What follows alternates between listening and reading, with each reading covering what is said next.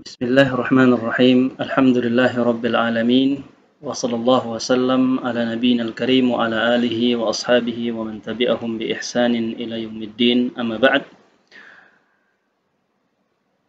إخواني في الله وطلابي وأبنائي حفظكم الله جميعا الحمد لله kita bersyukur kepada Allah Subhanahu wa taala di mana pada pertemuan kita yang kelima ini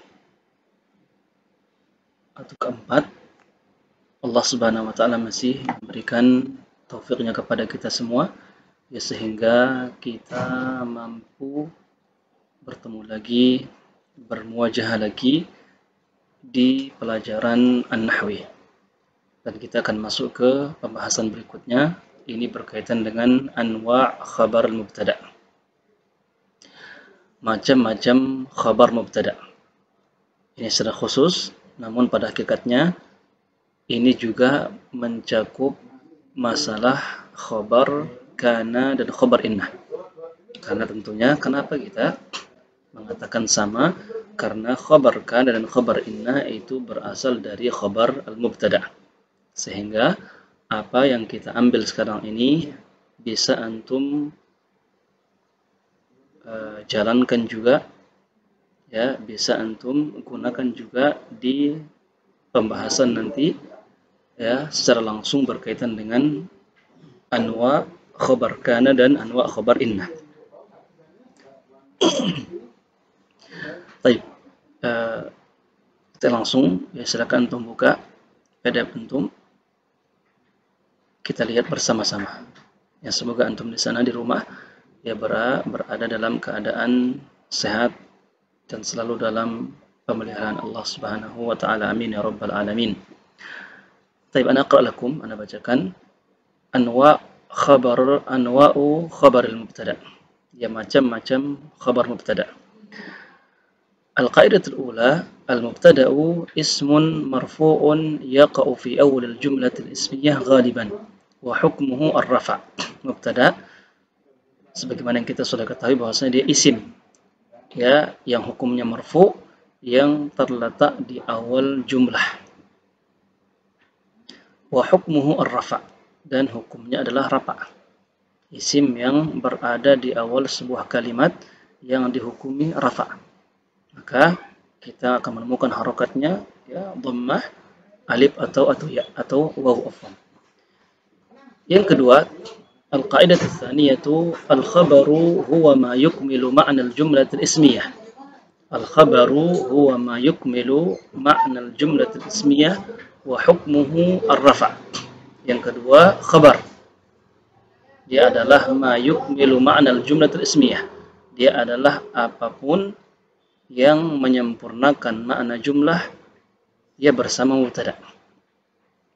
Dengan adanya khabar ini, jumlah akan tertata sempurna. Ya. Kalau tidak ada khabar, maka jumlah pun tidak ada. Karena dia adalah penyempurna. Ma yukmilu ma'na al-jumlah al-ismiyah wa hukmuhu ar-rafa', dan dia juga hukumnya rafa'. Sehingga kita akan pasti menemukan dia dengan menggunakan harokat dhammah, alif dan juga atau waw. Yang ketiga, khabarul mubtada'i thalathatu anwa'in. Begitu juga ya khabar kana dan khabar inna. Dia sama terbagi menjadi 3 macam dan bentuknya juga sama. Yang pertama mufradun wa jumlatun dan shibhu jumlah. Ada khabar mufrad, ada khabar jumlah, dan ada juga khabar shibhul jumlah. Maksudnya apa? Ma huwa al-khabar mufrad wa ma huwa al-khabar jumlah dan wa ma huwa khabar shibhul jumlah. Tapi kita lihat sekarang satu persatu. Yang pertama, al-khabarul mufrad adalah huwal khabarul ladzi laysa jumlatan wala shibha jumlah walau kana muthannan aw jam'an mithlu al-jawwu hadi'un al-ghabatu mali'atun bil ashjar hadhani rajulani as-sayyaduna muntashiruna fil ghabah. Yang pertama, al-khabar al-mufrad. Dia adalah khabar yang tidak berupa jumlah dan tidak pula berupa syibul jumlah, akan tetapi dia khabar yang datang dalam bentuk kata, baik dia isim mufrad ya, baik dia isim mutsanna ataupun isim jamak. Nanti kita akan lihat contohnya, ya, contoh i'rabannya, ya, agar semakin bisa dipahami. Kita selesaikan dulu kaidahnya di sini. Kita lihat sekarang yang kedua, khobar jenis kedua. Ya, yang kedua, al-khabarul jumlah. Bahwa huwa qisman. Itu bisa dikatakan dia adalah khabar yang datang dalam bentuk jumlah. Ada yang datang dalam bentuk jumlah fi'liyah atau ada juga yang datang dalam bentuk jumlah ismiyah. Ya, intinya khabar yang datang dalam bentuk jumlah. Jumlah fi'liyah yang tersusun dari fi'il dengan fa'il, adapun jumlah ismiyah tersusun dari mubtada khabar itu sendiri. Contohnya, as-sadiqu yusa'idu sadiqahu. Yang mana mubtada'nya as-sadiq, mana khabarnya, mana penyempurnanya. Dia adalah yusa'idu sadiqahu. Sehingga jumlah ya fi'liyah dari yusa'idu sadiqahu dia khabar untuk as-sadiq. Kemudian ada juga datang dengan bentuk jumlah ismiyah. Mithlu al-ghabatu ashjaruha kathifatun. Ya, mana mubtada'nya? Ya al-ghabah. Mana penyempurnanya? Yaitu khabar ashjaruha kathifatun. Ya, pohon-pohonnya itu ya lebat. Jumlah ashjaruha kathifatun yang terbentuk dari mubtada khabar, dia datang sebagai khabar untuk ghabah. Jumlah ismiyah ya fi mahalli raf'in khabar. Wa idza kana al-khabaru jumlatan fala budda an yashtamila ala dhamirin ya'udu ala al-mubtada. Nah, di sini dikatakan jika kita ingin membentuk khabar mubtada dalam bentuk jumlah, atau jika khabar itu datang dalam bentuk jumlah, baik jumlah fi'li atau jumlah ismiyah, maka disyaratkan harus adanya dhamir di sana, ya, di jumlah itu yang menghubungkan antara jumlah dengan mubtada yang ada. Pengikat, harus adanya dhamir yang dhamir ini kembali kepada mubtada. Untuk apa? Untuk mengikat antara jumlah yang ada dengan mubtada yang ada, sehingga ada kaitan dia antara mubtada dengan khabar jumlah tersebut.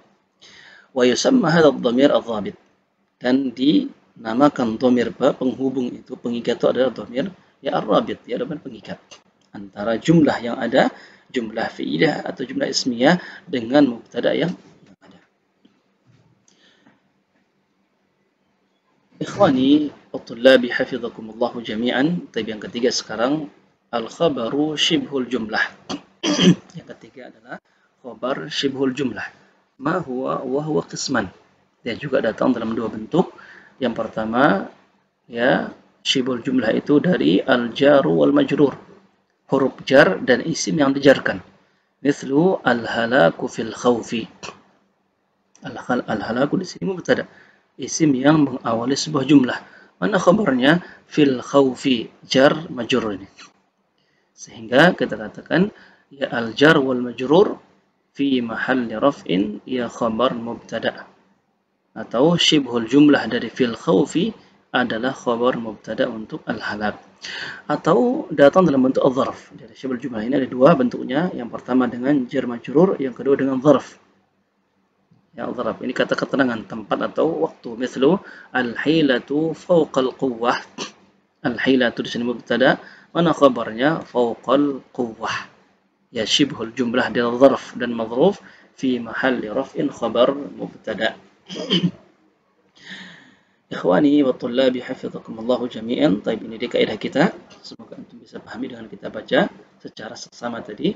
Sekarang kita melihat, ya. Anda letakkan contoh di sini. Semoga antum bisa pahami. Taib, Anda besarkan dulu biar ya, lebih bisa dilihat. Karena antum menggunakan HP di rumah. Tambahkan dia, Anda besarkan sedikit. Ya. Ya. Nah. Anwa'ul khabar. Khabar apa? Ini umum. Ya, umum. Baik masuk di sini khabar mubtada, masuk pula khabar kana, dan masuk pula khabar inna. Namun yang berbeda itu hukumnya. Khabar mubtada dia hukumnya marfu, khabar kana ya hukumnya mansub, dan khabar inna hukumnya marfu sama dengan khabar mubtada. Ya, adapun jenisnya bentuk itu sama. Apa yang antum pahami di sini nanti khabar mubtada macam-macamnya itu juga yang antum pakai untuk memahami ya khabar kana dan khabar inna. Tapi kita ambil dulu satu persatu khabar mubtada dulu. Udzakiruka bil khabar huwa ma yukmilu ma'nal jumlati ma'al mubtada. Dia adalah apa yang menyempurnakan ya ma'nal jumlah dengan mubtada. Tapi dia tolak ukur kita khabar ini nanti adalah apapun yang menyempurnakan makna jumlah dengan mubtada. Baik dia berupa kata, jumlah atau syibul jumlah. Ya, selama dia penyempurna jumlah, maka dia itu yang dikatakan khabar. Baik khabar mubtada, baik khabar kana atau khabar inna. Taib al-khabaru salah satu anwa'in. Khabar itu ada 3 macam. Yang pertama al-khabarul mufrad. Ma huwa al-khabarul ladzi laisa jumlatan wala shibha jumlah. Khabar mufrad adalah khabar yang tidak berbentuk jumlah atau syibul jumlah. Namun wa innama jaa kalimatan. Namun dia ini berbentuk kata. Masih berbentuk kata. Makanya walaupun dia isim mufrad, walaupun dia isim mutsanna, walaupun dia isim jama', ya tetap dia dikatakan khabar mufrad. Kenapa? Karena masih berbentuk kata. Tapi contoh di sini kita katakan al-mudarrisu nasyitun, al-kitabani jadidani, al-muslimuna salihun. Kalau antum perhatikan ketiga jumlah ini mana khabarnya? Ingat, khabar adalah penyempurna. Yang pertama nasyitun, ya. Yang kedua jadidani, na'am. Yang ketiga salihun. Ya, ini yang dikatakan khabar mufrad. Ya walaupun ada yang isim mufrad, ada yang mutsanna, ada yang jama'. Namun karena dia masih berbentuk kata, dia dikatakan al-khabar mufrad. Di sini nasyitun ya khabarul mubtada'i marfu'un wa alamatu raf'ihi dhammatun zahiratun ala akhirih. Jadidani juga khabar mubtada' marfu'un wa alamatu raf'ihi al-alif li'annahu mutsanna. Salihun juga khabar. Ya, khabar mubtada marfu'un wa alamat raf'ihi al-wawu li'annahu jam'ul mudzakkar salim. Yaitu dia khabar jenis yang pertama atau khabar mufrad. Yang kedua, ats-tsani al-khabarul jumlah. Ya khabar dalam bentuk jumlah. Al-khabarul ladzi jaa'a jumlatan sawa'un kanat jumlatan ismiyah atau fi'liyah. Baik dia jumlah fi'liyah atau jumlah ismiyah. Ya selama dia adalah jumlah yang menyempurnakan makna, dia jumlah yang menyempurnakan jumlah umum dengan mubtada, maka itu dikatakan khabar mubtada. Contoh al-khabarul jumlah ismiyah. Ya, khabar dalam bentuk jumlah ismiyah. Contoh al-qalamu si'ruhu rakhisun. Ingat tadi syaratnya kalau kita mendatangkan jumlah sebagai khabar, apa disyaratkan? Disyaratkan adanya dhamir yang mengikat antara jumlah tersebut dengan mubtada yang ada. Di sini al-qalamu si'ruhu rakhisun. Mana mubtada'nya? Al-qalam. Karena dia adalah isim yang terletak di awal kalimat. Mana khabarnya? Khabarnya adalah jumlah si'ruhu rakhisun. Kenapa dikatakan jumlah dia? Apa khabar dia? Karena dia ada dhamir di sini yang dia kembali kepada al-qalam, mengikat jumlah yang ada dengan ya qalam, yaitu mubtada. Yang kedua, al-khabar jumlah fi'liyah. At-talibu yadrusun nahwa. At-talibu yadrusun nahwa. At-talib di mubtada ya. Yadrusun nahwa. Mana dia penyempurnanya? Yadrusun nahwa atau yadrus. Kenapa dikatakan khabar? Karena ada yang dhamir di sini. Dhamir apa? Dhamir mustatir. Dhamir mustatir yang bersembunyi di dalam yadrus ini yang kembali kepada at-talib. Seakan-akan dhamir inilah yang mengikat antara jumlah yadrusun nahwa ya dengan at-talib selaku mubtada. Ada dhamir pengikat, ya dia berhak dikatakan khabar. Kalau enggak ada, ya enggak berhak. Kalau enggak ada pengikat, enggak ada dhamir, maka bisa dipastikan antara kata talib ya dengan jumlah yang ada itu tidak ada hubungan.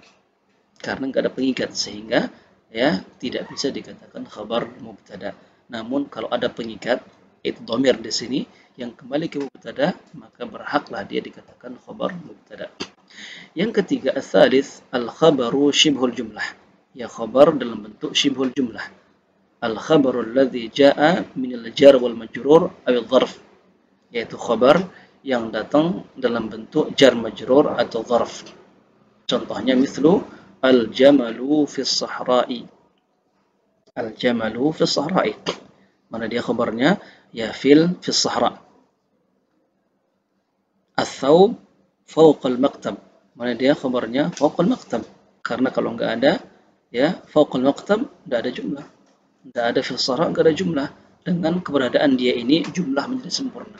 Maka dia masuk dalam kategori ma yukmilu ma'nal jumlah, apapun yang menyempurnakan sebuah jumlah. Abna'i wa tullabi hafizakumullahu jami'an. Taib. Yang terakhir kita lihat sekarang bagaimana cara mengi'rabnya. Kaifa yu'rabu hadhil anwa' min al-khabar.